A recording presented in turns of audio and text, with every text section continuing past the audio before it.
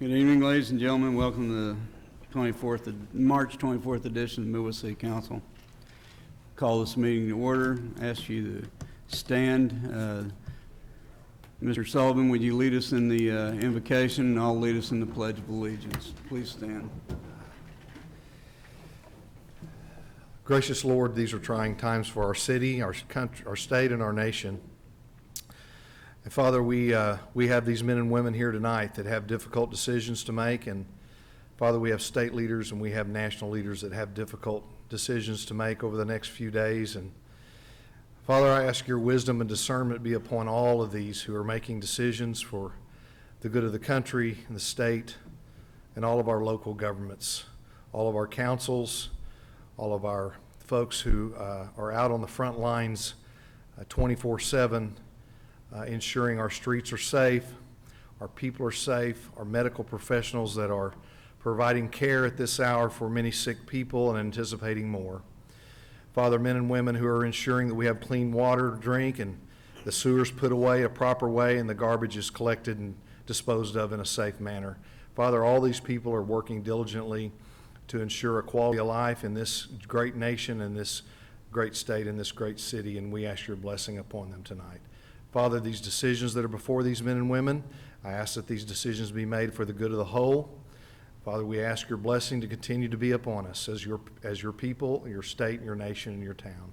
Father, we thank you so much for your love, your son Jesus that was offered on our behalf, and the blood that was shed that binds us together and forgives us of our sins.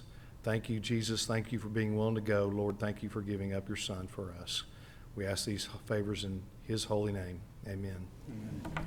Please follow me in the Pledge of Allegiance. I Pledge allegiance to the flag of the United States of America and to the republic for which it stands, one nation under God, indivisible, with liberty and justice for all.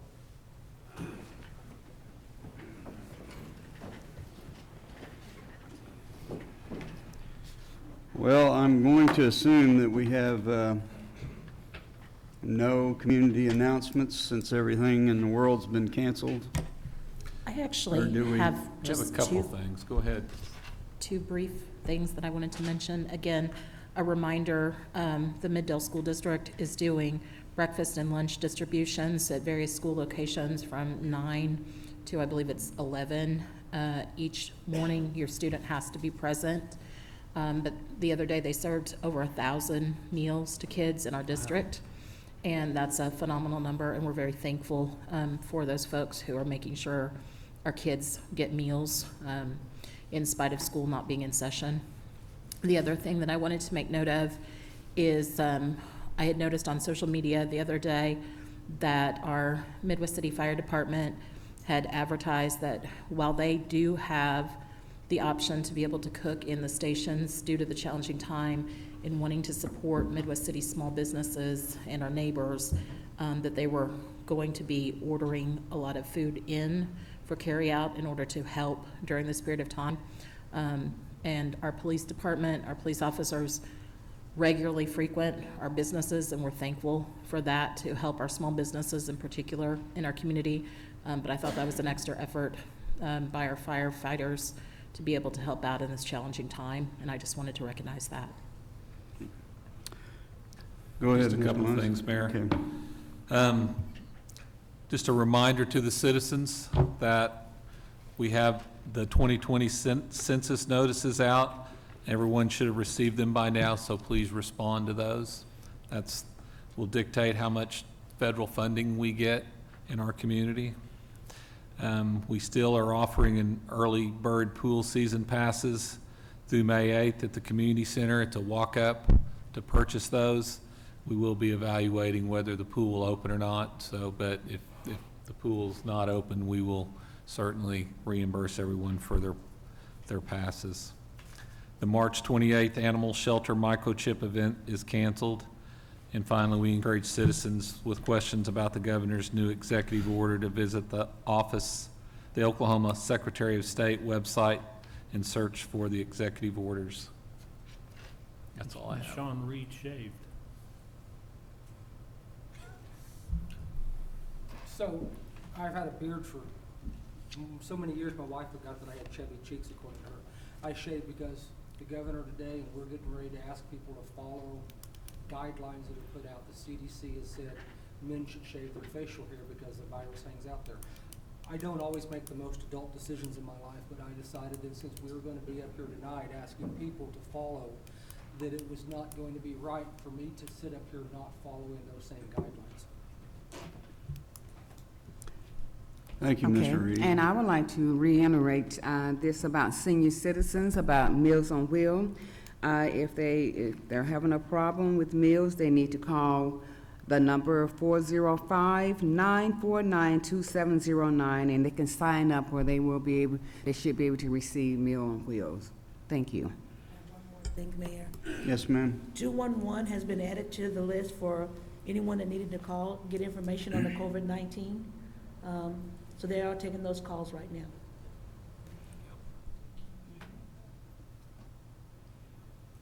Okay, on a lighter note, we finally retrieved Captain Kennedy from retirement, and we're going to honor him and in his retirement. Jerry is famous for the hugging and all that, but unfortunately, you're going to have to curtail that tonight, Captain Kennedy. So with that being said,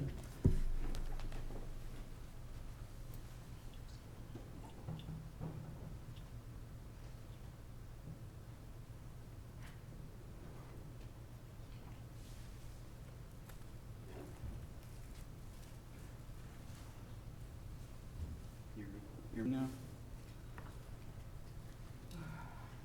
Social distance, Jerry. Gosh, how long have we known each other, Jerry? I counted today, it was 36 years. You were my first basic EMT instructor before I knew anybody at Yeah. the city. We go back a long ways. When you worked in C.R. Anthony's up in 15th and Midwest, you and your brother both. And Jerry followed me at the ambulance service and then came over to the police department, so we've got a long history together. And this is well deserved, Jerry. You've served this country and this community very well, and you're an example for all of us to follow. So that being said, it's a little late, but we finally got it. Whereas Captain Jerry Kennedy began his deployment in the city of Midwest City in August 1987 as a police officer, and is retiring in February of 2020 as a captain. I never was able to get promoted to captain, and I blame him. You said that. Well, I couldn't keep my mouth shut. Whereas Captain Kennedy, from the beginning of his career, has exemplified that positive rapport with the citizens results in a safer community, and has been an example, positive example of leadership in our community. Whereas during his 16 years of service of the SWAT, he was training coordinator and became range and firearms instructor, instructor for CLE, received accolades for outstanding service and assistance provided from the Federal Bureau of Investigation. Captain Kennedy attended the FBI National Academy in 2017.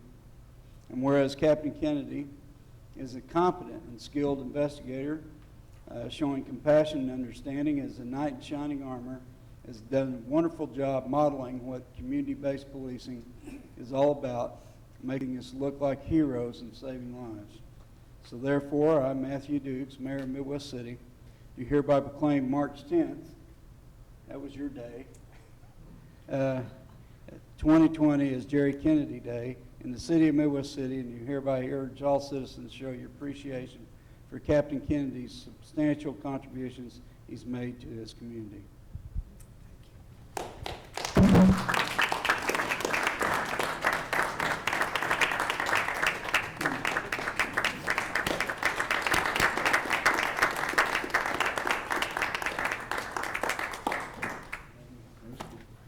Tim Lyons got something. So in special recognition of Gerald R. Kennedy for loyal and dedicated service to the citizens of the city of Midwest City, April 1st, 1987 through February 1st, 2020. It's 33 years. That is awesome. Oh, I guess I can hand that to you. Thank you, sir. Thanks, Jerry. I appreciate it.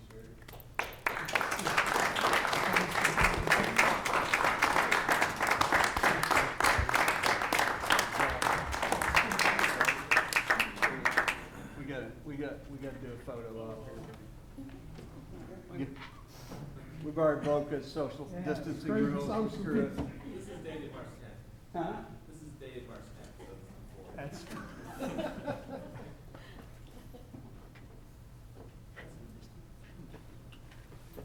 Mayor, can I say one thing about Jerry? You real bet. quick? I think it's important while we're here to celebrate Jerry's retirement, we always forget our spouses who stood side by side with us and really deserve a retirement too. Jerry's wife here is, Misty is here with him to celebrate this retirement, but she's been with him through thick and thin. So I want to recognize her and give her a big round of applause. Come on up. You know, Jerry is one of the nicest guys. We have our FOP president and vice president here too to celebrate with Jerry, but I'll tell you an interesting story about him. In 1991, he went through a critical incident, and we did a expose story through the Daily Oklahoman. Him and Roger Ross and David Huff shared their insight on how PTSD affects people. If you ever get a chance, go back and Google that story because it reveals a lot about police officers and what they go through and what they do.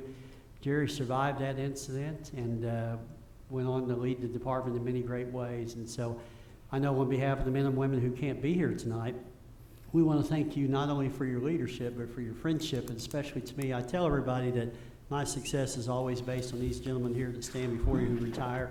Even you, Mayor Dukes, who only got to lieutenant level. But we owe a great debt to these gentlemen that do their time as a police officer, firefighter, and other variety of areas of the city. But just want to tell you thank you, Jerry, for what you've done on behalf of everybody. So, Misty, congratulations to you, too.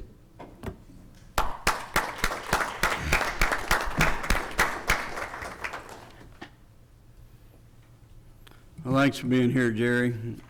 Good luck. Have fun.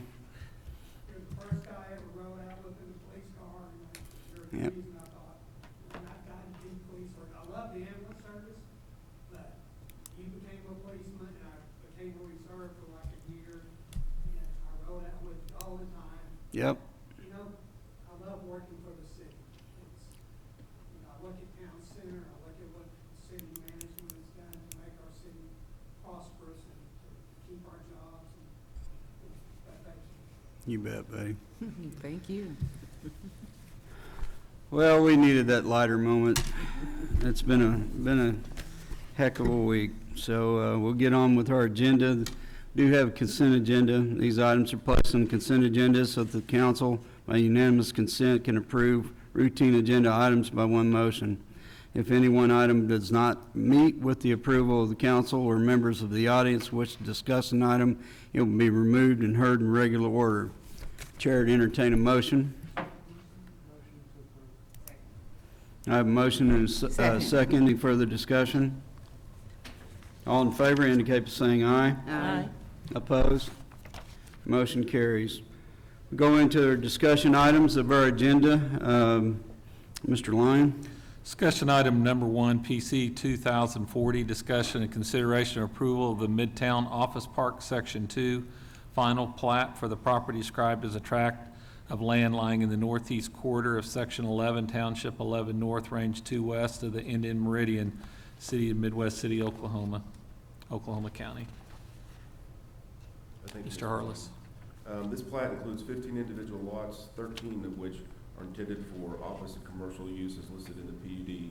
Lots 7 and 8 of Block 4 are intended for Midtown Flats and multi-family residential development.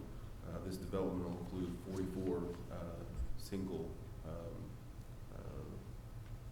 residences or apartments. Approximately 1.56 acres of common area have already been dedicated in association with the Trails Master Plan. Tree preservation is not necessary as there was not a sufficient amount of trees in the area of request prior to the original preliminary plat being approved. All required public improvements have been I'm sorry, all required and public improvements have been installed and accepted by the city. As there are 2 residential lots, a copy of the covenants for the development have been submitted. The covenants for this development have been reviewed and found sufficient by the city attorney's office. Action is at the discretion of the city council. The planning commission recommended approval since it met all the requirements of the plat. I'll be glad to answer any questions, and the applicant is here tonight. And Billy, I forgot to ask you when we talked earlier today, the trails from 15th to Douglas, it cuts right through it, doesn't it? Yes, sir. And that's not an issue at all, right? It's not. We have, it's a very good question. We adopted a trail master plan as part of the comprehensive plan several years ago. And when a development comes into those areas, the developer is required at that time to submit that easement for that falls in line with that trails master plan. If you remember, about a month or so ago, we had another incident where we preserved the floodplain for that same trail segment along there. Okay. So, yes, sir. Any further questions of Mr. Harless? And the big question I have of the developer, and I get it every time I used to go into S&B, is when? I think today's environment and activity. When I said I probably has a used lot to of go it. into S&B, so. Yeah, I would think that a lot of today's activities that's going on worldwide would have a big effect on that. I know all the improvements and everything are in, so a lot of it depends on the economy. So I hate to speak for him, but I said he's here if he'd like to speak on that. Any idea when, Jeff?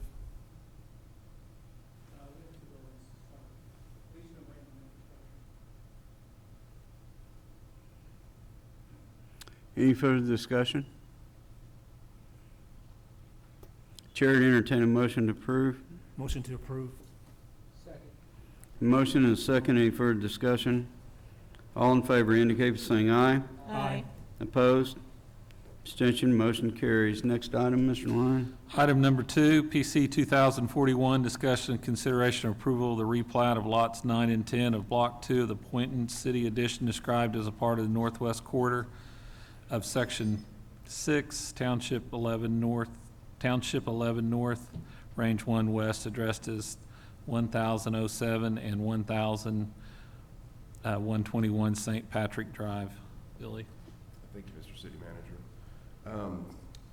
This is a 0.59 acre development. It'll be taking 2 existing lots and be split into 3 lots. It's lots 9 and 10 of Block 2 of the Poynton City Addition. The property is zoned R6, which is 6,000 square foot minimum parcels. This would be 8,566 square feet, so about a little over 2,000 square feet larger than the minimum size. There have been some questions about this, and I've tried to call the council and see if there's any questions on these items. This is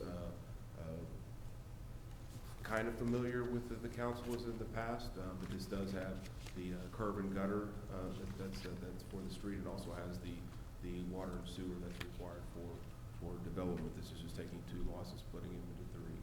So Planning Commission recommended approval. Be glad to answer any questions. I have one as far as drainage. Is the water, and the reason I ask is because of the problems there on Post Road and the houses to the west. That water won't end up in Hunter's Glen, right?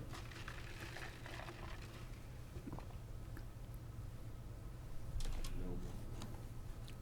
You know an answer to that question? Will it eventually end up in Hunter's Glen? I think it just goes into the existing system. It's on the east side of Post Road. Correct, which is on the west side. So it would have to cross over. So that's what I'm asking, the water's not gonna go across the street into that addition?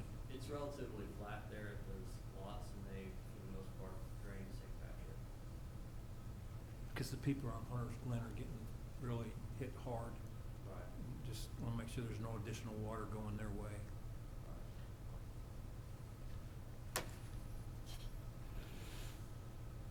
Any further questions of Mr. Harless or Mr. Bundy? Chair to entertain a motion. Motion to approve. A second. Got a motion and a second. Any further discussion? All in favor indicate by saying aye. Aye. Opposed? Abstention, motion carries. Thank you, Mr. Harless. Next item, Mr. Lyons. Discussion item number 3, discussion consideration of a quarterly update on the progress of the execution of the general obligation bond projects. Mr. Sullivan. Thank you, Mr. Lyon, Mayor and Council. My memo is before you. I'll be glad to try to field any questions if you have them. I believe it's pretty thorough.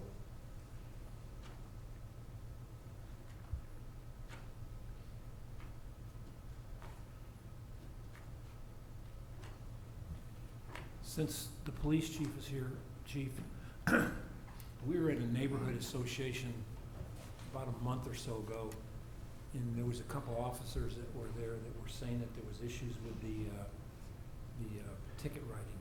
Is that the machines, about the length of time and stuff like that? Is that an issue that's being dealt with, or is that something that, is this the machines that they're talking about? The Brazos machines, yes, and we have an implementation plan that Captain Goforth is working on now, but it's probably going to be a 6-month process to get it done and implemented.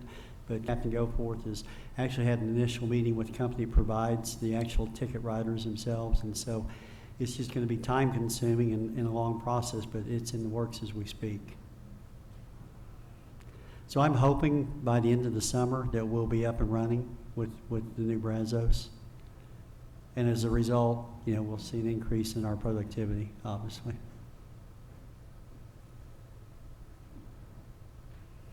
Any other questions?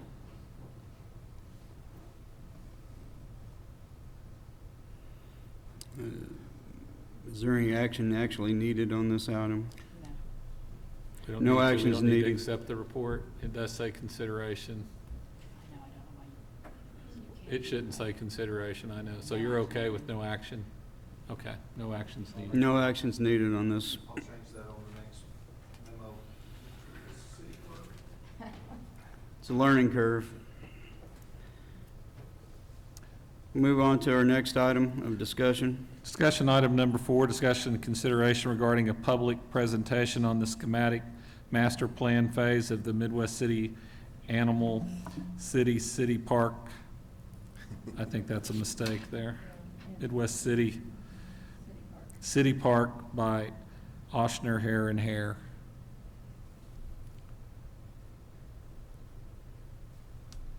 Okay, well, Oxnard, Hare and Hare, they're from Kansas City, and they couldn't come down, but I'm very familiar with the project, so I can give you the Cliff Notes version, or we can go through the 25 slides. Or do we want to bring them back at another time? Let's do the Cliff Notes version. It's your pleasure. It's up I can to- give you the Cliff Notes, and then if you want more information, we can do that. The park, is the slideshow available? At least get the master, yeah, there we go. So up to this point, as you've seen through some of your reports, the designers and staff and engineers have been doing all the due diligence as far as getting the geotech reports, the surveying done, where all the utilities are at, but also some very productive meetings with Sooner Investment and Collette and Associates as far as using some of this area that's just north of the shopping center where the dog park is at and where the additional parking, and then also that traffic plaza or that parking plaza in between the shopping center there's at. They've been very supportive. They want to be very active in not only helping develop this idea, this park, but also the going forward with it in the long term as far as programming it with the town center and all the businesses there in cooperation with the city. So although that's not necessarily my area as far as programming city events, I think it's very encouraging that they want to do that. And so I don't know if that means doing some type of board in the future that helps coordinate those things between the city and the shopping center. But this plan should look very familiar to the council. This was approved as a conceptual or a master plan several months ago, actually before the bond project was even released. and it was brought back to you after the bond issue to say, hey, we're gonna move forward with this concept if everybody's good with it. And at that time, everyone was good with it. So we have been exploring all the details to that. Some of them are pretty easy. You know, the dog park behind PetSmart there off to the left it's just if you've been back there in a while, the trees are all matured back there.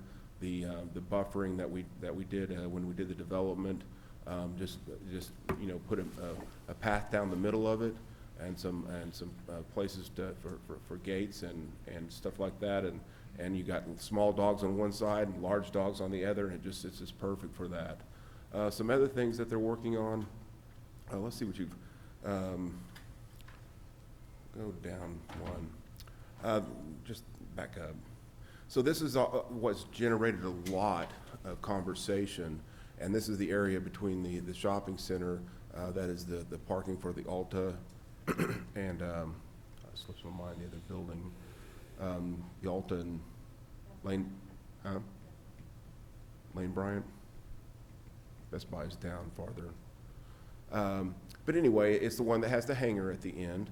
This would be is still designed to be cordoned off for large events, 8 to 10 times a year, which Sooner Investments seemed to be fine with that. Then it would have the large hangar at the end of it to help frame or define the city park, and also kind of help separate town center from what's going on to the north to the neighborhood. There's still and some of the pictures that you've seen are not necessarily exactly what will be there, but some of the nature of kind of what the flavor or the atmosphere that they plan on having with this. One of the key things is try to have it all on one surface or one level to help with ADA accessibility, but also when the cars aren't there, that it would just be nice and open as a plaza. It would still have the crisscrossing of lights over the top to add to the atmosphere, but also the historic panels that go up and down the side. I'm sorry, Bill.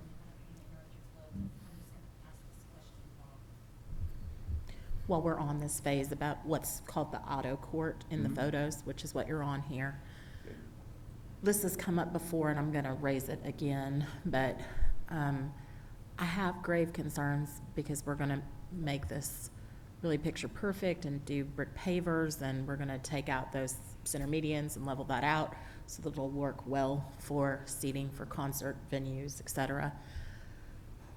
I know that there is some parking requirement with Town Center / Sooner Investment Group there for those parking spaces, but we talked about maybe where over to what would be the northeast corner, directly across from the dog park, that there's the ability to put some parking there, if that would be enough that maybe we could offset that. I'm wondering if we could close that auto court section off for traffic, because I'm concerned about if we allow cars to drive over it and we allow cars to park on that, we're gonna end up with oil slick spills and refrigerant from cars and so forth. So it's just a question that I have while we're still in this phase, if that's even possible. And I know there are requirements already in place with Sooner Investment Group, and I know they have worked with us to allow us to get that section for the dog park, which is great for our total project. I'm just raising this. Okay. I'll try to answer your question.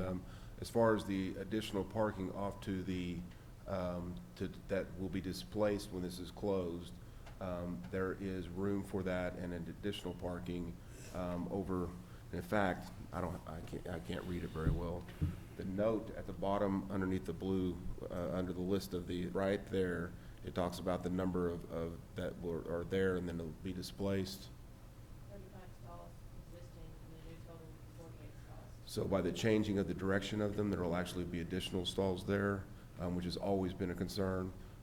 If we have to power wash the surface to clean it up, it'll say that there is a lot of oil stains or that there is something, and that this, hopefully that is a problem, that this is where people want to be and we want to close it that often, and that it is a deal that we have to go down there and people are talking, that hey, we need to power wash this and do that.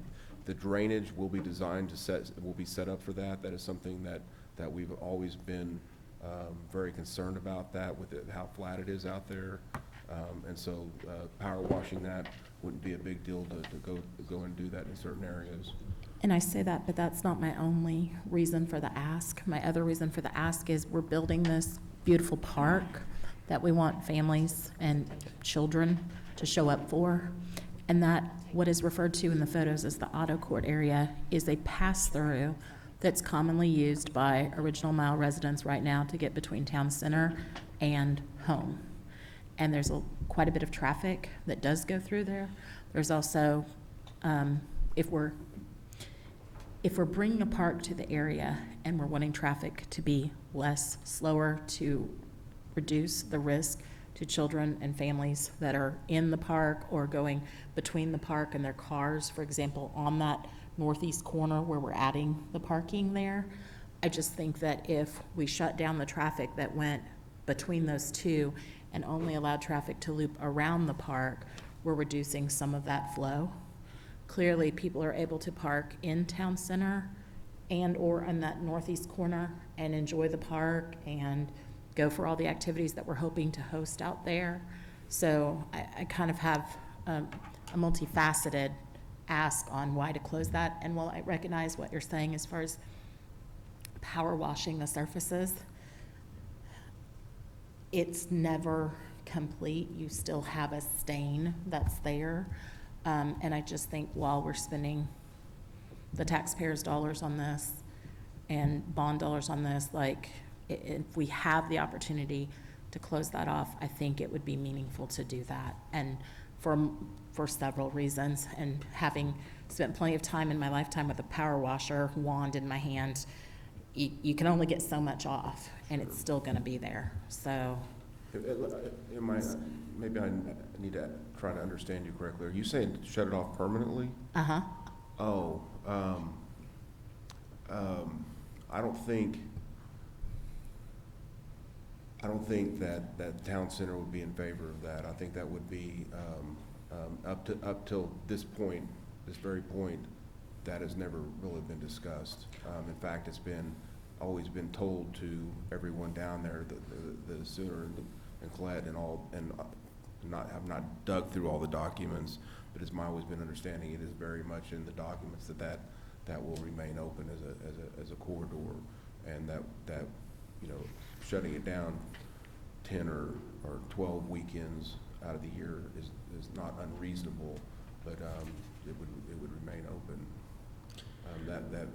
I just say that recognizing the fact that we do have a corridor, the same corridor that runs between Lowe's and PetSmart, as well as we have the corridor that runs between Best Buy and Old Navy, as well as we have Marshall that then runs on the other side of Kohl's. And so, I mean, there are, and all the way over to Air Depot, I mean, there are other means to get through there. I just think while we're making this investment, and I fully understand if based upon the contracts that we already have in place, it's not possible. I want to raise this ask for these reasons, and we have had some conversations about it before in some of the meetings where we were discussing the way back, Billy, way back, like the original designs, I think when we had really raw poster board schematics, so to speak. So, we're moving forward with the design and with the approval, and so I know it's something that we were going to talk about if it was possible with the contracts the way they were, and there was a concern if we would have enough extra parking spaces that we could make by maximizing that track to the northeast there from the auto court area. So, We'll take a look at it, and we have to check the covenants. And I know, talking to Robert Collette, he did not give me an answer about 2 weeks ago on whether we could do that or not. So we'll need to get an answer. I didn't know that question was out there. I do know that they've been going forward with all the other leases as they've come up to include just shutting it down for, special times of the year. Can I speak to that, Bill? Of course. It's a great question. And in the Parks and Recreation Department and special events arena, when we would work with Colette to do some special events in that area and request closing of some of that corridor for special events, That was a very sticky subject. It's a great ask, and I agree with Billy and Mr. Line as well, but that we can ask again. But they were, I'll just say that there was considerable pushback at any request that we have ever made of them to close off that corridor for any special event, if that helps provide some context. And if I could just, I mean, again, it's an ask, and respectfully, but last year when we did the, sorry, I went blank, I think it was the Covered in Color event, and then we closed off, corridored off that section to have the art exhibits there. It was really nice to be able to have that section dedicated for those exhibitors and to not have to worry about traffic flowing through there. And so I fully understand, but I do recognize that y'all, as our staff, have a good working relationship with Mr. Collette and with Sooner Investment Group. And so I just am asking to raise it if you can. I understand if it's not possible, but I think it would be wonderful to serve our park in that regard and to serve the citizens, to have a nice area to go and not have to worry about the traffic flow. So what is the effect it would have on them for not wanting to do, close it in? What is the effect? When we first started having these conversations, when we began to grow these festivals and events down in Town Center, we approached Colette about using this space, and they gave us permission to do so on a couple of occasions. But the one comment that was made by their, not Mr. Collette himself, but some of their staff, that was made to our special events folks is these two, especially these two adjoining leases, Alta and Lane Bryant, there are stipulations in their lease that require that parking. I'm not saying it can't be done or couldn't be done or couldn't be modified, but there were stipulations in their lease that that corridor remain open and that those parking spaces be made available per their lease. So, but we can revisit it for sure. And because circulation is so important on this, if we can go back to the master slide.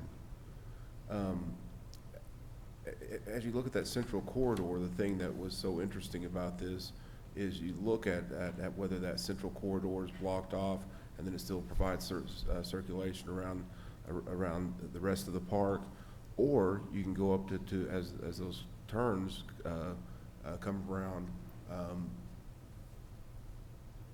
those could be blocked off as well for just food trucks, or as you go farther up north, all that parallel parking, all that parking could be, I'm sorry, it's not parallel parking, but it could be, it's a 90-degree parking. Also, the intent is to run enough electricity out there that there wouldn't be generators being run all the time and food trucks lined up along there. Well, quite frankly, I'm really interested as this thing grows and it starts being used as to what is the optimal place to block off things to provide the best circulation along there.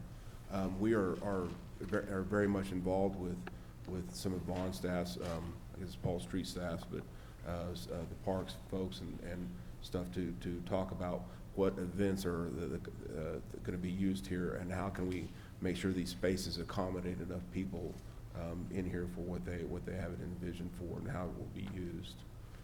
So they're very much involved in that. But we'll ask about that again. Go ahead and flip on down a couple of slides here. There's some general ideas of how some of the lighting or some of the planters could be used or some of the benches out there. This is as you transition across Mid-America. This is the kind of the plaza area and has some turf areas. This would be kind of a mountable curb, so it wouldn't be a trip hazard. That there'd be some bollards and stuff out around those areas. Then also these would be some small pavilions that could be used out there. There was I'll just go ahead and tell you, there was a lot of conversation at our meetings with staff that would have to maintain this and how this would be used. There's been ideas about water parks and spray fountains and all these things out there, and there just wasn't really, for the cost and the benefit and the maintenance of that, there was not a push to do that. And so the designers have left that out because it just doesn't really fit into the budget and to the program of what the city staff saw this as growing at. But I just thought I'd bring that point out there on this so that wouldn't be expected as later as where's the water feature. The very top area is a covered pavilion, and that would be where a drop down or a movie screen could be. And I forget how many people this area will hold. That's the plaza area, that central area. But it is basically as more than what the current capacity is. Go ahead and let's hit another slide. If you look at some of the numbering areas, there's some places where it'll show where the current statue and stuff will go, and then here's some ideas on pavilions. And as you get out of the sheltered area, there's these swings that seem to be real popular amongst the committee to have underneath those gazebo areas. Go ahead. This has generated a lot of conversation too. This is right around the cell tower. And off to the left is the tot lots area, and off to the right is a little bit larger area. A lot of conversation generated about access to the area. We've decided that less is better, and then maybe reconfiguring the fence out there, and also going with a brick wall instead of the chain link fence, but also trying to build on that.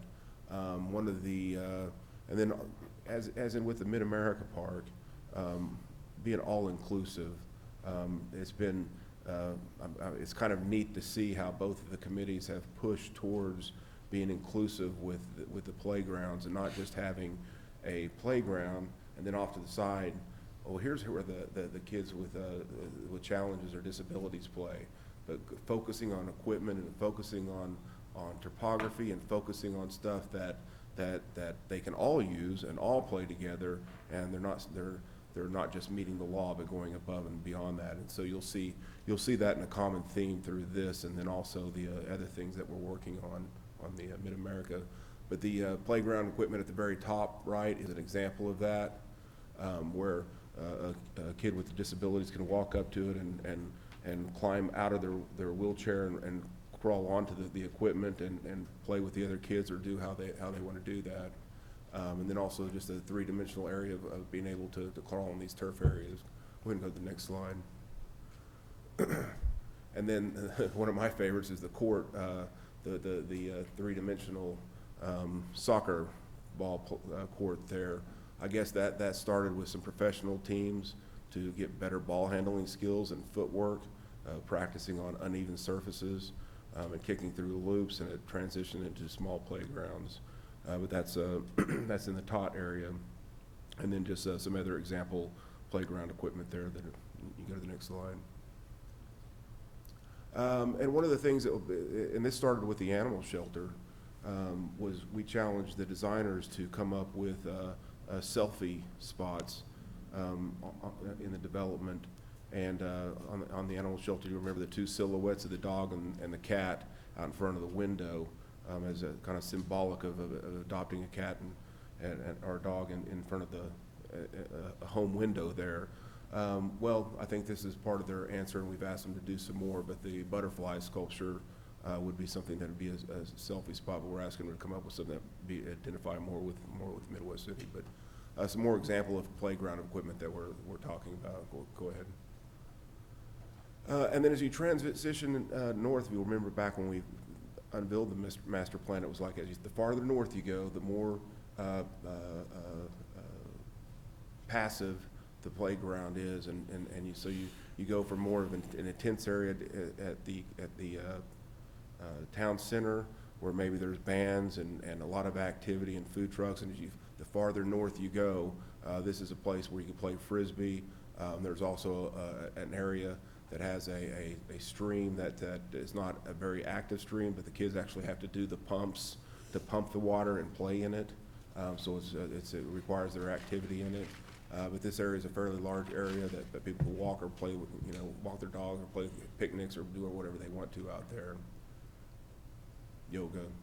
The bottom left is that active stream, or I'm sorry, the bottom right is the active stream. Go ahead, next. Some more examples of the areas we're talking about out there. And then, of course, the dog park. It's as I mentioned earlier, it's probably a given as to how easy that one will be done, to do there. They did provide some additional parking there, and we talked a lot about maintenance access, because there's one of the things that we've told Colette and them is that we would not block off the truck access under any circumstances off to the east or to the west. Go ahead, next one. There's stuff about the dog park. And then I'm sure this will end up as an alternate or something in the long run, the additional parking to make up for parking down there at the bottom, but it fits in real nice on this. New total would be 39 parking spaces to make up for the displaced during special activities. You'll see a pattern as we go over this over the next several presentations. The same thing that worked well with the animal shelter. We've got a good concept, and we'll go through and keep refining it. And as we come close to bid time, we'll have some very specific ad alternates. So when the bids come in, we can pick those things that we want to go with the building. If the bids come in low, or if they're high, we won't end up with the alternates, but we'll still get the base project the way we want it. Go ahead. And then as the mayor had suggested, some of the pollinator gardens, and those would be incorporated in some of the planting areas.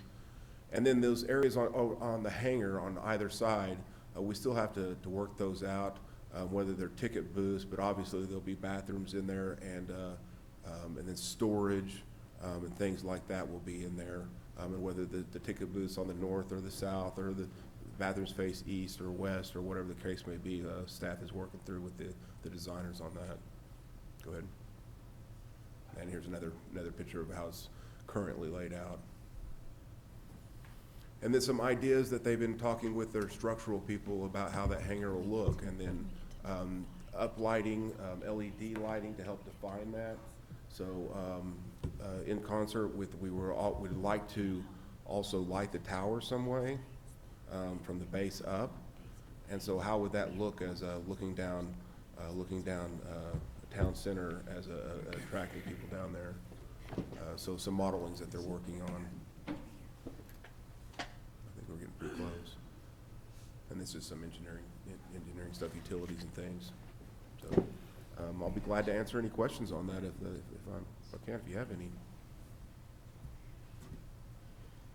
I will say that the designers are we're really happy with the work that they're putting out, and then also staff seems very happy and active and participating. It's like they just explode with ideas all over the paper when we get the chance to talk with them about it. So. Well, thank you, Mr. Harless. We appreciate it. And actually, ladies and gentlemen, there's no action actually needed on this particular item, just a report. And we're looking forward to seeing us break ground on that.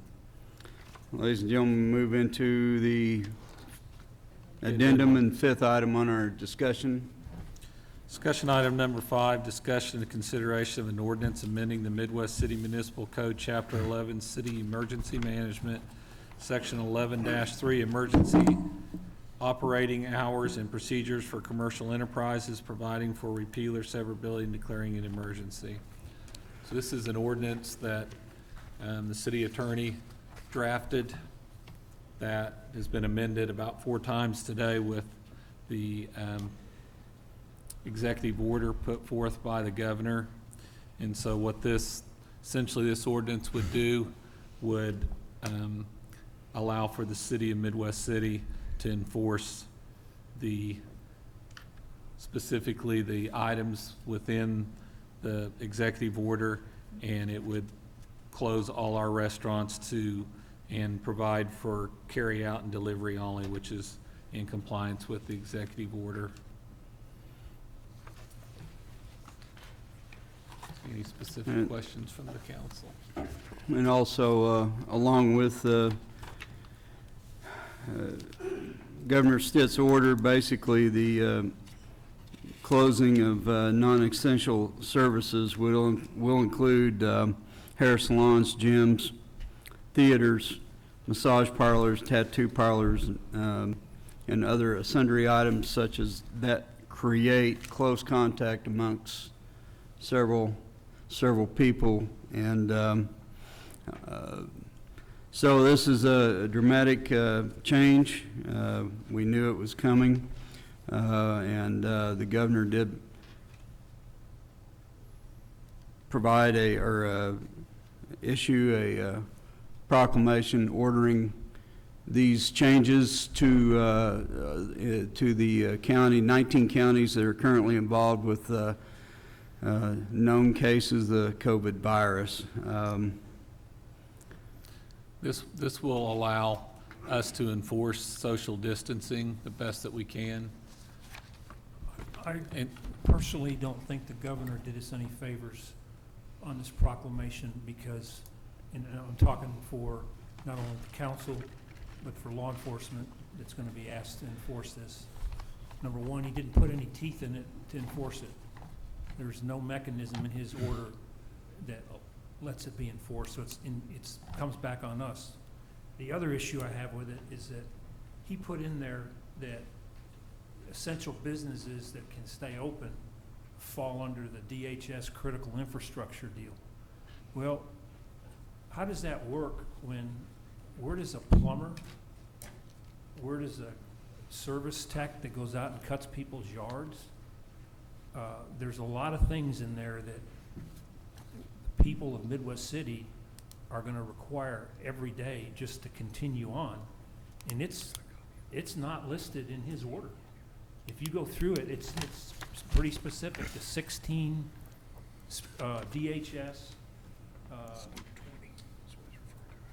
within the critical infrastructure section of DHS. It doesn't say anything in there about lawn service. Doesn't say anything in there about plumbers or anything like that. And I don't really think he did us much favor. I think it's coming right back to us on what we want to allow in our city. Well, I would have to agree with you, Mr. Byrne, and that's when we're going to have to apply common sense. All these. Now he did list several items that we knew that were going to be closed: the hair salons, the barbers, gyms, and that. As far as other services, we can't operate without plumbers, electricians, lawn service. You can argue that, but we're just going to have to apply a common sense rule to this and stick to what we know and what he's listed on his in his proclamation, and then as we've been talking throughout the day. And once we get the proclamation and we glean through it, we're going to have some legal guidance, but we can always come back and amend our ordinance to come in compliance. But this ordinance that we're looking at tonight kind of gives us that leeway, gives us that step ahead into the future. And then we can come back and amend it as needed. I have an issue with our emergency ordinance, number 3406. At enumerated paragraph 4, lines 30 through 34, it adopts and endorses the definition of essential services as defined by the governor of Oklahoma's order of March 24th, 2020, and thus meet the criteria to remain open during the city's state of emergency after March 24th, 2020. So we're confining our definition of commercial enterprises that can remain open to what's been endorsed in the governor's order. That's correct. And I think that's a problem because what has come out in the governor's order doesn't necessarily reach, for example, to use Pat's example of a plumber, or to use a pet food distributor. I think that we have an issue here in terms of we have latitude to make our definition in our emergency ordinance. And so that's what my concern is. And again, I would defer that to council, but I think we have an issue here. And the other issue that's come up today, and I've raised it pretty vehemently, is that if we have an ordinance and it doesn't have any teeth, and I'm not saying go out there and ticket everybody that doesn't apply, or doesn't abide by this, but the governor didn't give us any mechanism in there. And we, as a police officer, is retired, to ask somebody to go out and enforce something and there is absolutely no teeth to it, I mean, it doesn't make sense. So it's, and I know everybody's spent a lot of time on this in the last few days, and I know there's been a lot of pressure on social media to shut the restaurants down, but most of them are complying right now. And I would prefer personally to just not do anything tonight, because we didn't get this till late this afternoon. There's been a lot of work done on this already today, and now it's reading what he's put in there. We're gonna put some people inadvertently out of business if we enforce it, or if we just make it, we just pass it and then we say, well, we're gonna blind eye and not do anything. Can we change this on the fly? Well, I'm asking, I don't know. Mr. Mayor, I will, if you don't mind, as we were coming downstairs, Jill received a copy of the executive order signed by the governor and filed with the Secretary of State.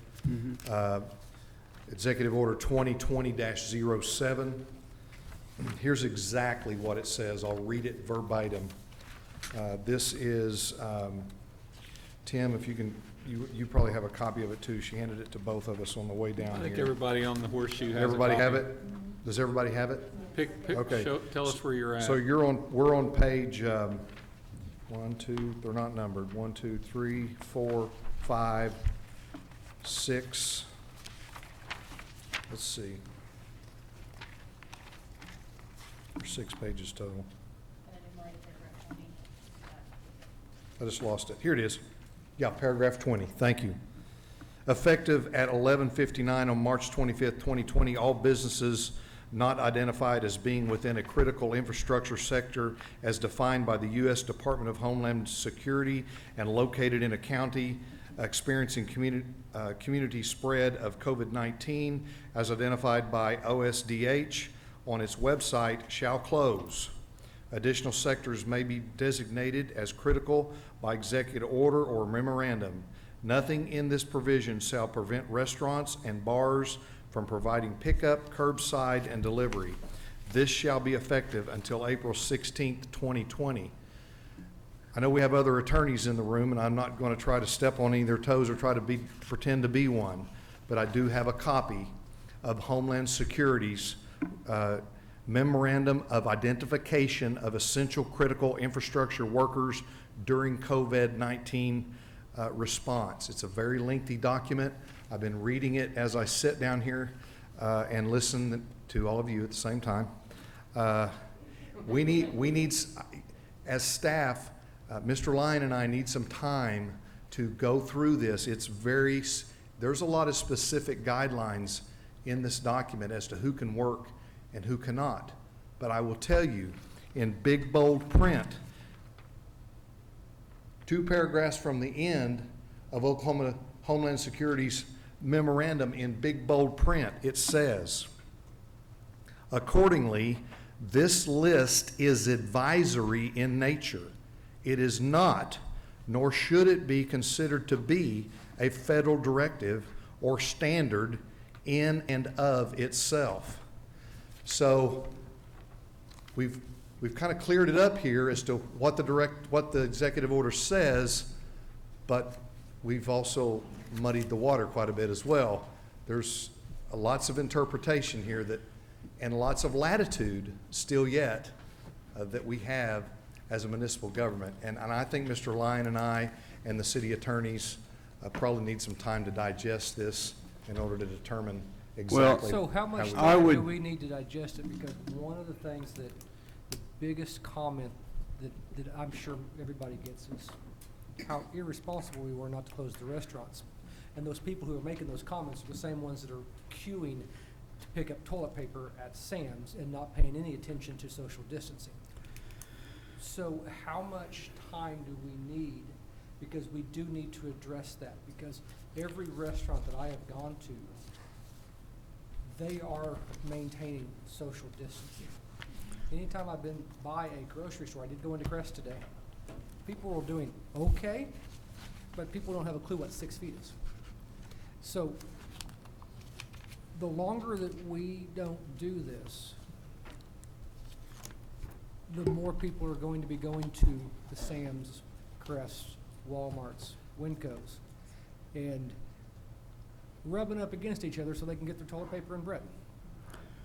So the longer that we wait, the more people are going to be disregarding the social distancing because there is no teeth. And I would rather at least address a couple of issues in an ordinance tonight. And if you guys want to come back and attack those other things that we talked about, I'm all fine on that. But I think we need to address those issues for the grocery stores. And we also need to make sure that the grocery stores understand that they are 100% essential. They're almost as essential as a hospital at this point, because people have got to eat. And that our police department is not going to be there to maintain order. But if the police are called, they will show up and they will enforce the laws and the rules that we have. But we're not, our guys are not going to maintain. That's for them to hire their own security people. It's for us to act as backup. And so I think we need to address those social distancing issues. Let me offer a suggestion to the council.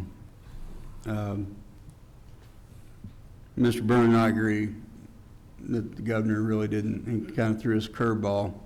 And I think that's something that what I would like for you to explain, the amount of time to cut down on some of the ridicule that's gone on this last week. If you, because I know you know the answer to this, maybe not in the exact minutes, but you know how much time's been spent on trying to get this ready for tonight. Yes, sir. And I think you need to address that to make sure the people that are out there that are critical of us know. Well, that's a good point, and thank you. For those of you watching and paying attention to this, we have taken a ton of criticism for the pragmatic approach that we've taken as a city, and to ensure that not only the public safety of our citizens is maintained, but also to not to cripple our economic viability.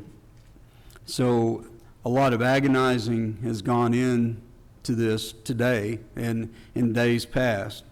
I personally have been in every restaurant and every grocery store in town over the last 5 days talking to restaurant owners and giving them a heads up that we're going to close their dining rooms. As of today, there was only like 3 that actually still had dining rooms open.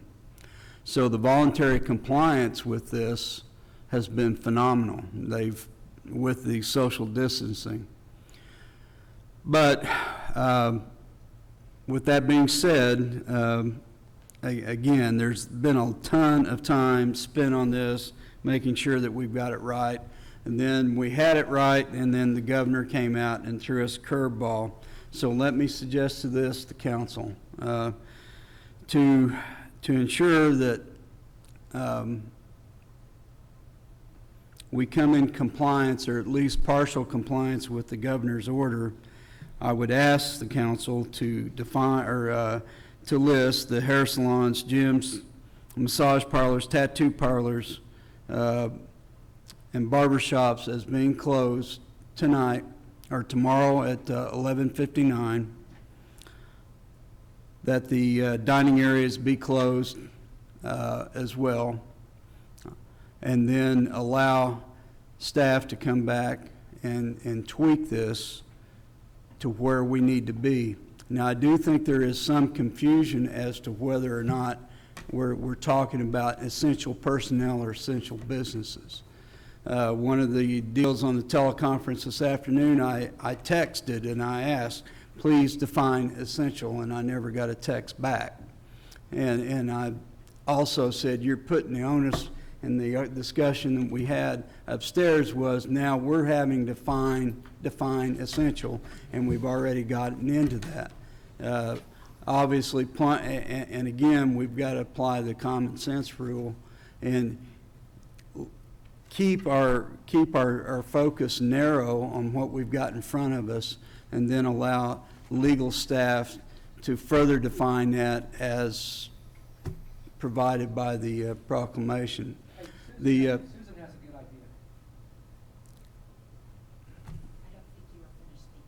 good idea. No, go ahead. I had a suggestion, and my suggestion is to take the draft ordinance that we have, number 3406, remove enumerated paragraph 4 from it, because that's where the confusion lies for Yes, right ma'am. now. We can add in the provisions that you just suggested, Mr. Mayor, to go ahead and close personal services, so to speak, as you listed, the health clubs, massage parlors, nail salons, anything that causes close proximity. We could write that in to paragraph 4 for right now, take out the paragraph 4 that's in there. Adopt this tonight, and then we could come back after staff has the opportunity to further review. And what I did hear the governor say in his address this afternoon was that further clarification on essential services would be forthcoming, that they would clarify that. Clearly, enumerated paragraph 20 leads us to another definition that isn't necessarily clear, that also, when I looked at it, says there's latitude given to state, local, tribal, et cetera, governments to bring up interpretation. So I would just ask that we take this action addressed in our draft ordinance, eliminating enumerated paragraph 4 as it's written, substituting into paragraph 4 the closure of those personal services type businesses as dictated by the governor's order, effective as of, I believe it's tomorrow at midnight, if I'm remembering that correctly. 11:59. Off by a minute, but fair enough. Can we add in the 6-foot social distancing? That's what I messaged to you, Sean. There is nothing in this ordinance that defines social distancing. If we want to define social distancing, you know what I mean, and all other businesses that remain open will exercise social distancing no less than 6 foot, if that's the definition we want to go with. That's what the CDC's. Correct, Yes. but There is a Minimum of difference. 6 foot. So you're saying strike 4, add the verbiage about what we're gonna close, put the 6-foot section. in. and then say all Section businesses that 5 remain addresses. open will adhere to social distancing. I'm sorry. And ensure the CDC during recommendations of public distancing. Yeah, but let's specify what those are, for the simple fact that, No less than 6 foot. yeah. Okay. Just specify what they are, because a lot of people they're not gonna go read the CDC website. I mean, that will put you to Well, But is that something Ms. that Eads, the would vendors you, should do? would you mind putting that in the form of a motion, and we can act on it? That's something that the business owners should do, is they should be able to, okay. social distancing. Right, and the social distancing is. And I wholeheartedly agree. Okay, here goes.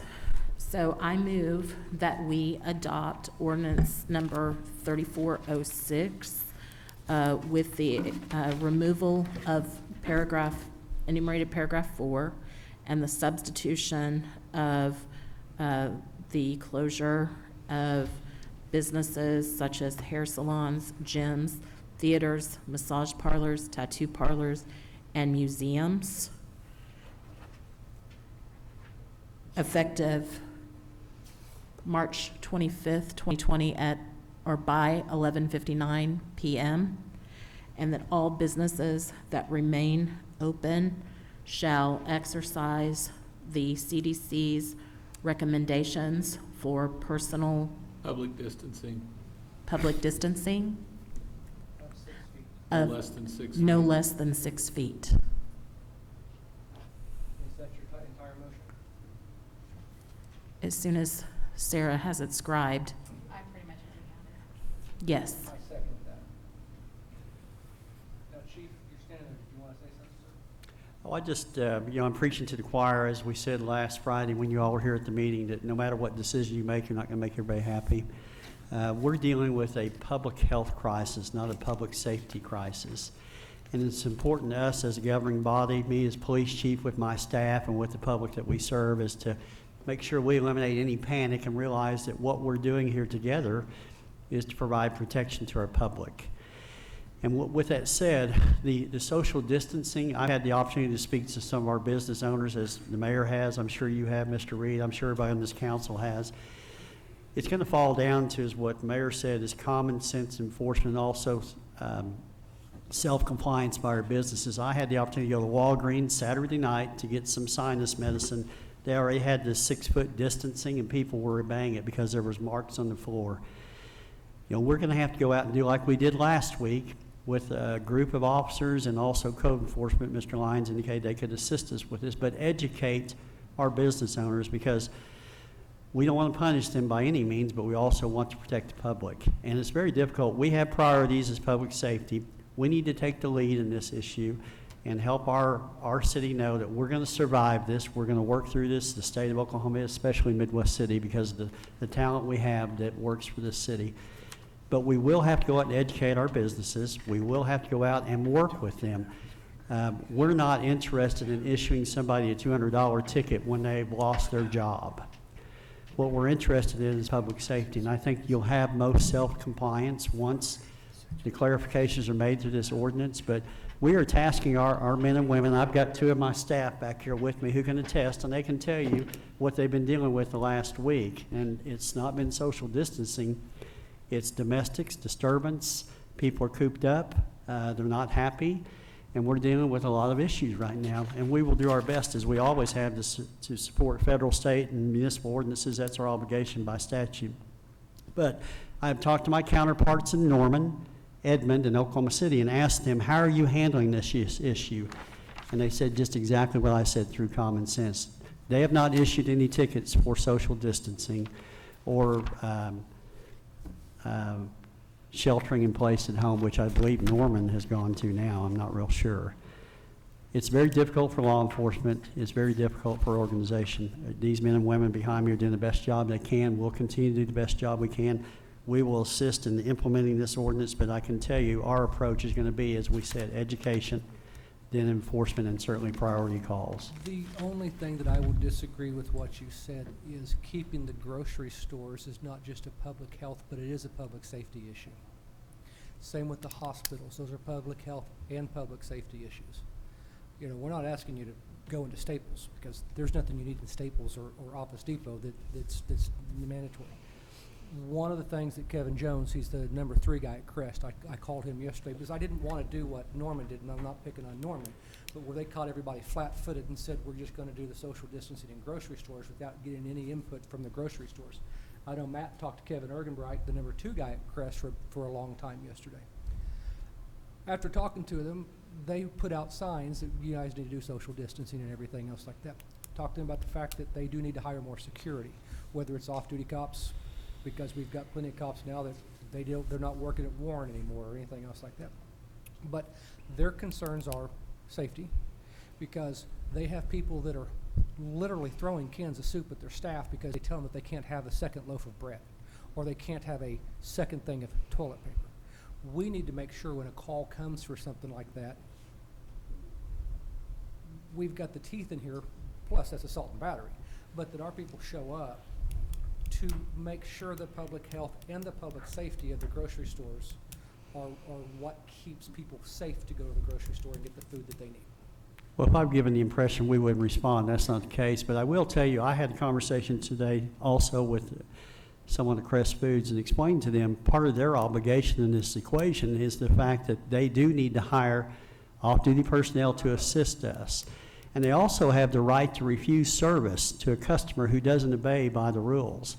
And we've encouraged to do that, and we'll do that in our education process. But if it becomes from a social distancing issue to a disturbance, absolutely we'll be there and take action. But, there's going to be a lot of self-reporting, too. You brought up that social distancing a couple of times. I don't think there's anybody on this council that expects you guys to go out with a ruler and do the 6 foot. Absolutely not. I don't think, I think we all agree on, that's not the expectation at all. The expectation, like Sean just said, is to protect the grocery stores and the 99.9 businesses that are gonna comply voluntarily. Because there's gonna be one that's gonna say, I'm not gonna do it. And that's the reason that we have to have it's unfortunate that we have to have an ordinance for that one person that doesn't want to listen. And hopefully, I would hope that there isn't a store that calls you because these people are standing in a line too close. That would be, I would figure that'd be probably a number 500 priority call. But it's got to be in there to try to, and Norman came out today, just exactly what you said, educate, warn, then cite. And that's where I'm hoping this goes. Hopefully, you won't get any calls, but there's gonna be one that's gonna push it, that if there isn't some teeth in it, they're gonna stay open. Now that if they stay open, then it's on them. And when we Well, do this- I will assure you, all of you, like I said, I've been in every grocery store a couple of times over the week. Each one of them are already taking measures on the social distancing. I gave them a heads up. This is, you guys are going to have to do that. They've already voluntarily, from corporate level at Winco, Crest Foods, for example, has hired an additional 200 people for their Midwest City store alone, 400 across the board. They're adding extra cashiers. Their front-end managers are going to be the ones to enforce the distancing. Sam's, I was in there yesterday, talked to the manager. He said all of our associates they're putting tape down on the floor to actually do your ruler to make sure that people are standing apart. They're monitoring how many people are actually in the store. So all of them, like you guys said, all of them are already taking the measures that they need to. And again, we've got ordinances in place outside the social distancing. We've got disorderly conduct, we've got failure to obey. We've got all those ordinances already on the books that they will be actually enforcing. And that, when we get a disturbance call, that's the level it's going to move to. And I know without a doubt that they'll take action. And there is, in the conversation that you've had with these businesses, there is no expectation on their part that our guys are gonna show up with a tape measure. No, none. That never came up. I need to address an issue with regard to my motion and maybe amend it. If you look at enumerated paragraph 2, I was just noting the date on that is retrospective. It's dated as March 20th. And since we would be now adopting this new ordinance, I think we need to change that to be at least today's date or to coincide with enumerated paragraph 3, 12 p.m., March 25th, 2020. Well, Because that's a good catch, and we'll make that note. And also, I want to point out, Does she have to do a new motion to change that, or does I just it want to zero? just amend your my motion. motion to state as previously stated, with one addition being a revision to enumerated paragraph 2 to revise the date from March 20th to, let's say, March 25th to coincide with enumerated paragraph 3. Another second. Yes. Yeah, go ahead Still a have to second. vote on the first. I do want to point out to everybody that in paragraph 5, the fine that is associated with that refers back to section 1, where we close the bars and then if we find them open, or it will now include the businesses that we just enumerated if we find them open. That kind of clarifies that. So, We might want to change that then, Mayor, also in enumerated paragraph 5, second line, instead of saying this subsection, we might want to say this ordinance. Any Got it. violation of this ordinance occurs. got it. Got Could it. you add that to my amendment? We'll just say your amendment is amending the motion. Thank you. Amending the ordinance per Sorry. your recommendation. Thank you. So is Crest gonna hire officers or sheriffs or? I talked to Mr. Ergenbright today, too, for an extended period of time. I had strongly suggested they do that to assist us with this, because, you know, obviously Crest, Winco, Walmart, Neighborhood Walmart, Smart Saver, your biggest operations in Midwest City are going to need some help initially. And I agree with you, Mr. Byrne. You've been a police officer, as the mayor has, and Rick Favors, who's out here in the gallery. 99.9% will comply with this. You'll have the 1% that won't, and those are the ones we'll have to address, but hopefully we'll have to address them one time. But it really is incumbent upon our business owners to assist us with this, because I can tell you that if you looked at calls for service this weekend, they were extremely busy to the point where we had the constant man over the weekend. And it wasn't petty calls. They were critical calls that we respond to. And we forecast that it's probably going to be that way for some time just because of the environment we're in. But we've sent out a message of not panic, but protection, and that we will get through this together as a city, and our agency will respond to the needs of our community. From a law enforcement standpoint, we've got the fire chief back there. He's going to do the same thing. And I feel very confident we'll get through this. I know we're all worried financially about what's occurring. We're worried about a lot of things, but our priority is what you're doing is protect our public, and we will be here to do that and enforce the ordinances that are applied to that, but hopefully we'll get self-compliance. Thank you, Chief. Thank you. With that, we do have a motion, and we have a second. You have a motion, addendum, a second. Just point it out. Thank you, Mr. Reed. Only a tax guy would do that. I have a motion and a second. Any further discussion? All in favor indicate by saying aye. Aye. Opposed? Abstentions? And I just want to add a little bit. We've got the emergency clause, too. Yeah, we need to vote on the emergency clause, but I'm extremely proud of our city and the pragmatic approach that we've taken to this situation.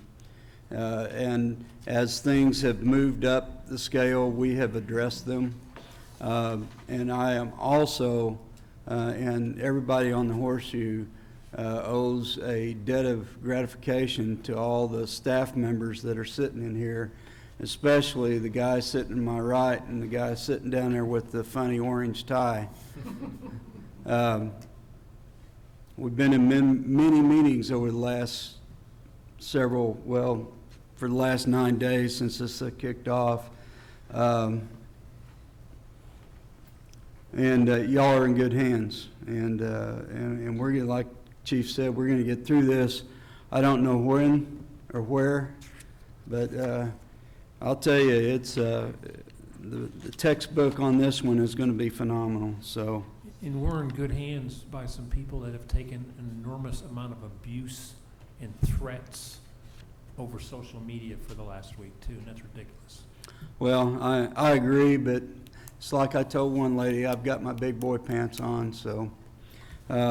With that being said, we do have an emergency clause established with this ordinance, and I would entertain a motion to approve the emergency clause. Move to approve. Second. We have a motion and a second. Any further discussion? All in favor indicate by saying aye. Aye. Opposed? Abstention? The ordinance takes effect immediately. And I think we need to thank Chief Claves, too, and his staff, with the caveat that if it's not working, we need to know right away. Because if there's something that we need to do to change it, we don't need to wait a month or 2 months, because this is gonna happen pretty quick, and we don't need to delay it. And now especially with the new statute in place where we can have an emergency meeting over the telephone, it would just take a few minutes to get it done. Well, I was just talking to Lieutenant Cruz. He provided some really insight for me to bring to the council real quick.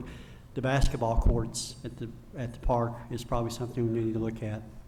And also, in reference, I saw in one of the drafts, I know that we'll be working tomorrow in staff meeting, but as Mr. Burns said, some teeth may be able, if someone doesn't comply with this ordinance, especially the social distancing, being able to revoke their permit. For some reason, I thought that was originally in one of the drafts, but we may want to discuss that also, that could provide us. And Yeah, Chief, I sent it an was email originally today. one. and ask a question about city parks, period, not just the basketball courts, but the skate park, for example. There were a lot of people out there. Obviously, we want people to go outside. I mean, people are, as you indicated, you know, having issues with being stuck indoors with all of their family for extended periods of time, but we need it to be responsible if it's going to be on city property in particular.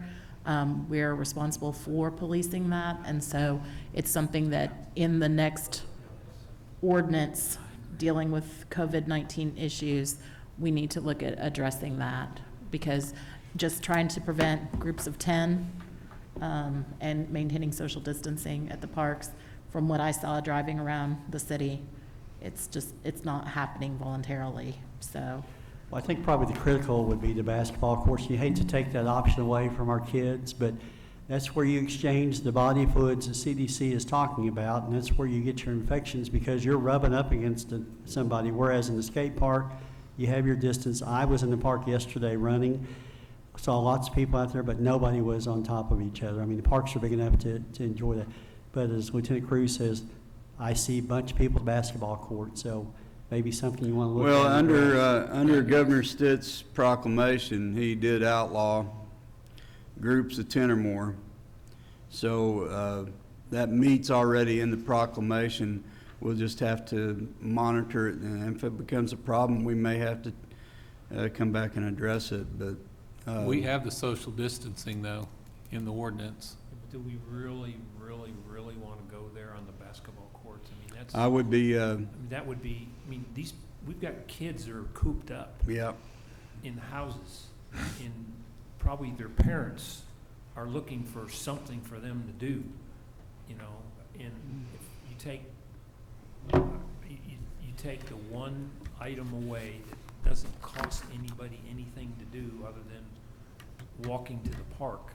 I'm not sure I would really want to be the one that went over there and told a group of them. I would just. I agree with you, Mr. And one of them has the COVID virus, they're all exposed, and then Granny gets it, and they're at the higher risk. You know, we're looking at what's the greater hit for the most. And I don't disagree with what you're saying, but we know from the kids at spring break who went all over this country, and they did the kids that went all over the spring break, which I'm not bashing them. If I was 18 years old, I wouldn't have paid attention to anybody either. I mean, I just know that I would. I don't now, you're right. I know that I wouldn't have. But they're not going to make good decisions. If we're going to tell everybody else they need to social distance, I don't want to tell the kids they're not going to play basketball. But we need to make it across the board for everybody. How about we just monitor the basketball courts, and if we get a big group over there, break them up. And then if it continues to be a problem, we'll have to come back and address it. Is that a good compromise? I agree. I mean, I'm with Mr. Byrne on this one, that closing down parks and closing down the only venue people have got to get out, and we've got hundreds of kids that mama's kicking to the curb, go do something. You know. And again, that wasn't my ask. No, I know. Just to clarify, it wasn't my ask to close the parks. I Well, mean, clearly, we need to allow people to get Let's outside. monitor it, and if it continues to be a problem, then we'll come back and address it. But let's let people, and, you know, people have got to take some responsibility for themselves. A government is not the venue for us to be regulating everything. I know this is unusual circumstances, but that's what I've seen across the country, is that they're taking the personal responsibility away from the citizen and supplanting that with the government overreach. So let's just monitor it, and if we have to, we'll come back and visit it. Is that fair enough? And I would say this, Chief, that when you see them out there, I really think that, you know, you can educate them also about sanitizing. I thought we removed it. Oh, it's still in there? Okay. I wonder if there's any, I mean, how can we, I mean, what can we do? I mean, try to assist. Well, it's a no-win situation, Ms. Price. You know Yeah. that as well as I do. Well- We support the activity. I'm just relaying what my officers are seeing and conveying to me, and I understand their concerns, have the same concerns. I think probably one of the things we could do initially is put some signage up and talk about social distancing and explain what it is and what the recommendation, but you're not going to have it when you play basketball. Everybody in this room has probably played basketball before. There's no water out there, is it? The water's turned off at the parks, am I correct? Oh, there are? Yeah, I'm not proposing we close our parks by any means. I'm just bringing up an issue that the officers who are working the streets every day see and say, you know, this is something we need to look at also. I think, I agree with what Burns, Councilman Byrne and Demers said. Is there any way we can just, you can monitor it and see if it becomes a serious problem? I think we need to know, immediately if it is a serious problem, what we need to take action, because I'm sure we're probably going to be back in the next couple of days here. Yeah, I think what we'd like to do is I'll ask my staff to, as we say, monitor. We'll take some photographs and report back and say what kind of activity we're having, and then if you all need to make a decision. And otherwise. I've been by there numerous times, and I hadn't seen an issue. I really hadn't. There have been 4 or 5 kids out there playing, but not a big group. So let's just monitor it and go on from there. One thing that the city clerk pointed out also in section 5, it does allow us to revoke or suspend permits, licenses or permits. I thought that was in there. Oh, and It is. I did want to advise council that we have, I talked to Mr. Lyons a couple of days ago when I was making the rounds on the restaurants. Just so you guys will be aware, we've relaxed the temporary sign ordinance to allow restaurants to put signs out there, hey, we're open, we're carrying out, so to promote their business as best they can. So I didn't want you all to be caught off guard when, and I assume that's been transmitted through all of our enforcement agencies. It has, we just weren't publicizing it, but yes. I just did. I've been telling every restaurant in town, hey, put a sign out. All right, we got to give them a cookie. Yeah, I mean, Sorry, Mayor, I didn't. that's all right. Mayor, could I follow up under new business, just a quick update for Yes, the sir. council and for the public to just kind of know what the city's doing internally to deal with Absolutely. this COVID-19 issue. First of all, we have instituted our incident action plan.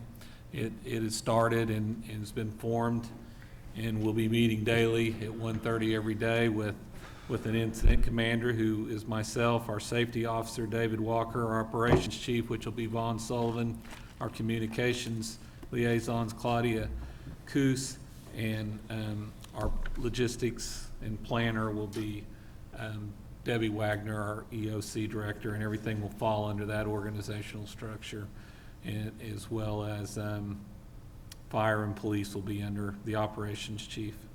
So the plan is in place, so we will utilize that incident action plan to manage through the process and to help us to deal with all the FEMA issues and the planning that goes with that, and hopefully some reimbursement for the city, because obviously we're suffering financially just like the rest of the businesses in this community. Also, we've closed city halls, we've talked about. We've tried to create social distancing within City Hall. We're trying to distance ourselves when we're in meeting rooms. We're using the council chambers for staff meetings. We are continually working on plans to try to deal with, if we have to shelter in place, what that's going to look like for the city and who's our critical employees. And we will probably have that completely identified. I'd say we're 80% done with that now, but we'll be completely done with that by the end of close of business tomorrow. We've closed our senior centers. You know, the Charles Johnson building, that operation that has been closed to the public. PWA has closed their gates other than for deliveries, just to protect the critical staff that works at PWA. We have spent a tremendous amount of time over the last 3-4 working days with Paul Streets and Vaughn Sullivan working on making sure that we can't let one individual contaminate everyone else, okay? And the water has to flow, the sewer has to flow, we have to pick up the sanitation in this community. So we have created multiple shifts with no time where they cross over. There'll be separation of at least 30 minutes between shifts so these employees don't see one another. They're going to be working some long hours. They'll be working some weekends just to keep their hours at 40, but to separate them so that if one crew gets ill, they're not going to get the entire water plant employees, they'll all be ill. The whole staff won't become ill. It'll just be the half of them.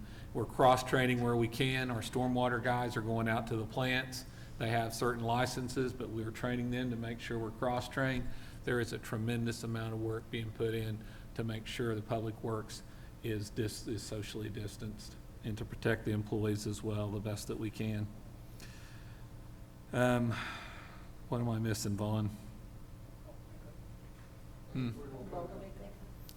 Yeah, we're bulk pickup. Right now, we have suspended bulk pickup. We've just finished the entire city. We finished it. We're having some staffing issues that I think maybe we'll be able to move some of the staff since City Hall's closed. We may have some staff inside City Hall that have proper licensing that we can move to other areas because we don't want to, because there's so many people at home, they're cleaning their properties, they're bringing out a lot of debris to the curbside, and so they're calling in and asking for special pickups. We may have to help staff that better, but we are not going to stop special pickups. I can tell you as a city manager right now, we're not going to do that. We can't not do the curbside pickup and stop that because then people have nowhere to put their trash. What about the recycle? Are they going to be doing that? Recycles is continue. Yeah, there's been no interruption in service on recycling. You bring up a great point, Welcome Center Councilperson is Bowen. closed. We I've really, reassigned the staff. we really need to encourage recycling now. We may have to put on an extra truck on the residential routes because it is, I'm being told, it's unbelievable the amount of trash that's being put into the poly carts right now. Residential. People are home, they're buying takeout, they're going to grocery stores, they're doing their own cooking at home, they're just generating more trash. They're at They have home. 32,000 empty rolls of toilet paper. Those little cardboard things take up a whole lot of space. And it's amazing the shift in our culture and the way our operations, but we're trying to be as fluid as possible. And as Mr. Lyon just stated, we're going to look hard at this special pickup thing. People are cleaning out their attics and sheds. They're home. They're bored. Yeah, we want to encourage We them want to to do encourage that. them to do that while they've got time. That'll help them stay, mentally healthy to have these things to do. So we're going to look at our operations really hard tomorrow. I know we may have made a little bit of an early call on that.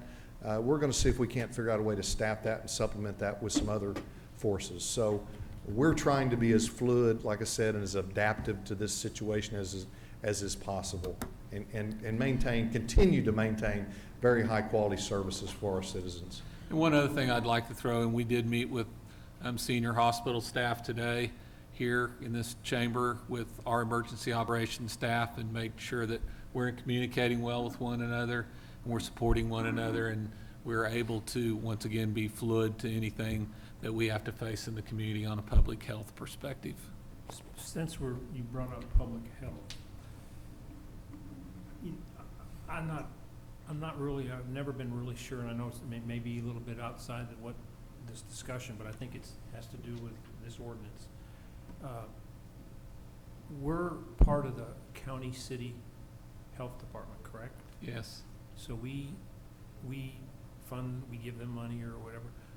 Are we getting information from them on a regular basis? Because I see the press conferences that are being held almost every day, and it says city, county health department. I hear some of the statements that are being made that are saying the county or the metropolitan area.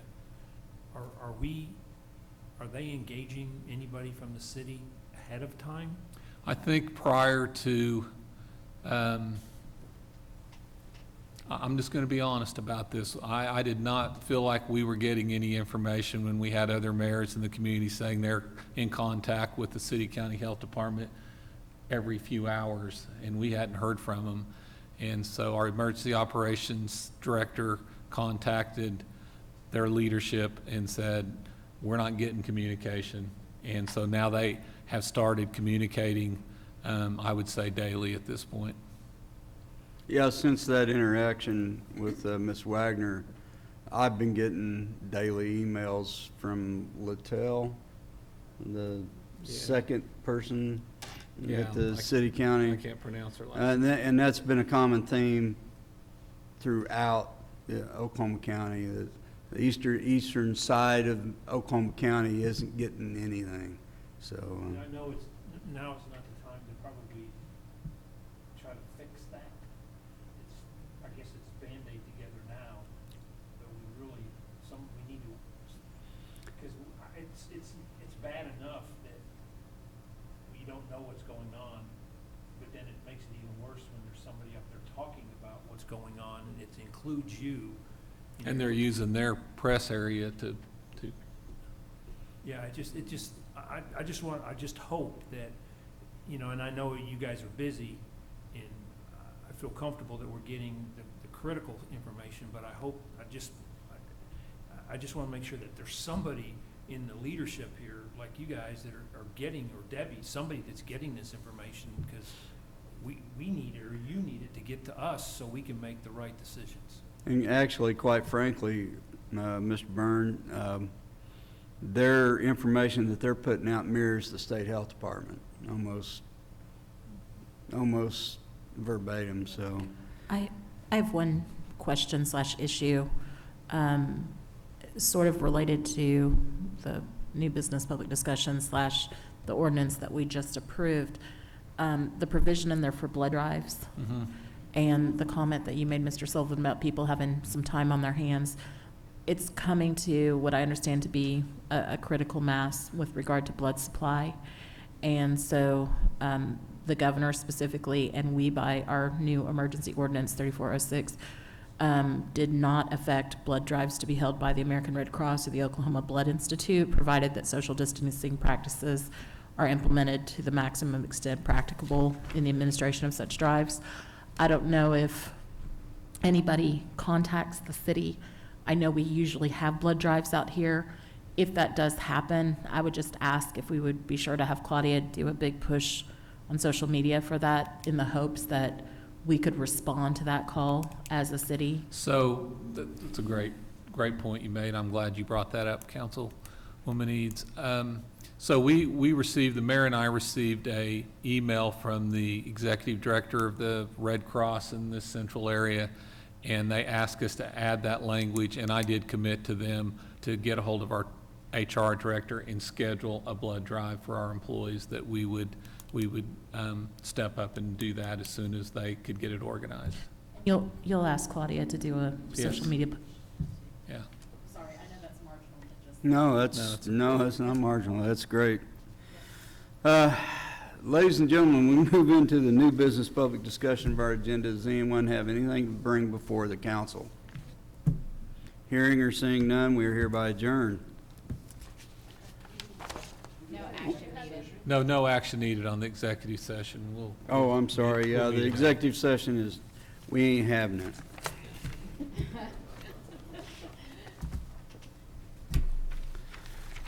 I'm sorry, my parliamentary procedures has gone down the tubes.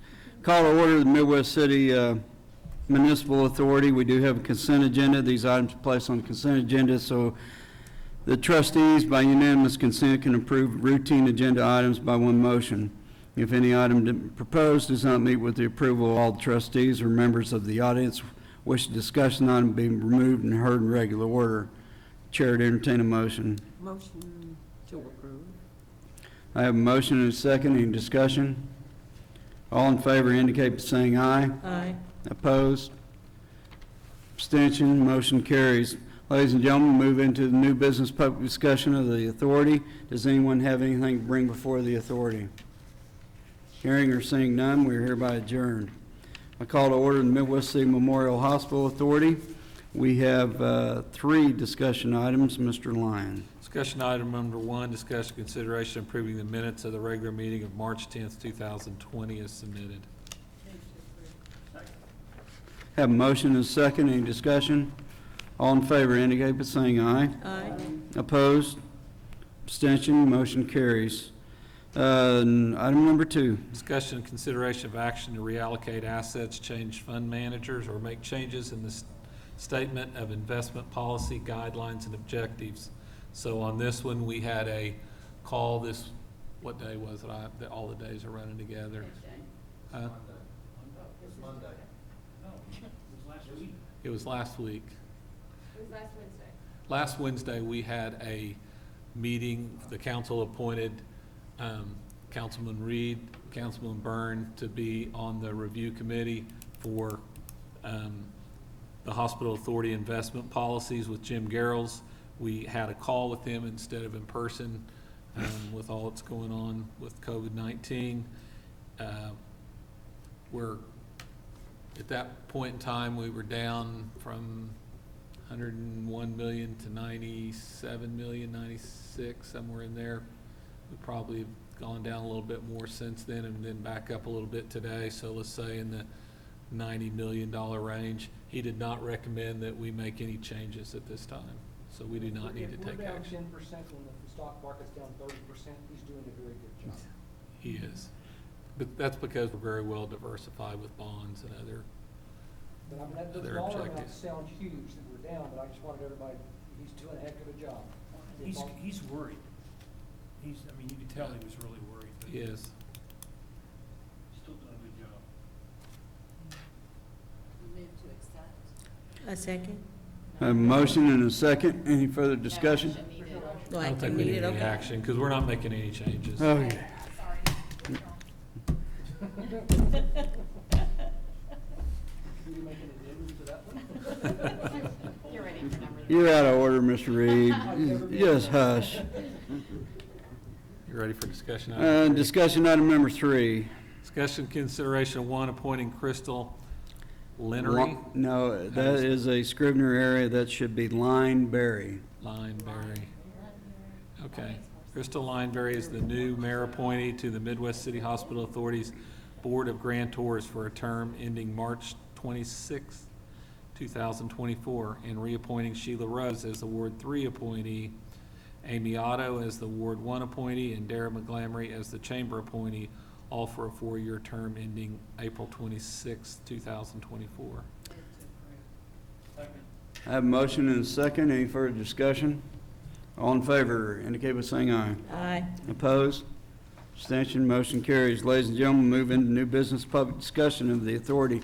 Does anyone have anything to bring before the Municipal Hospital Authority? Hearing or seeing none, we're hereby adjourned.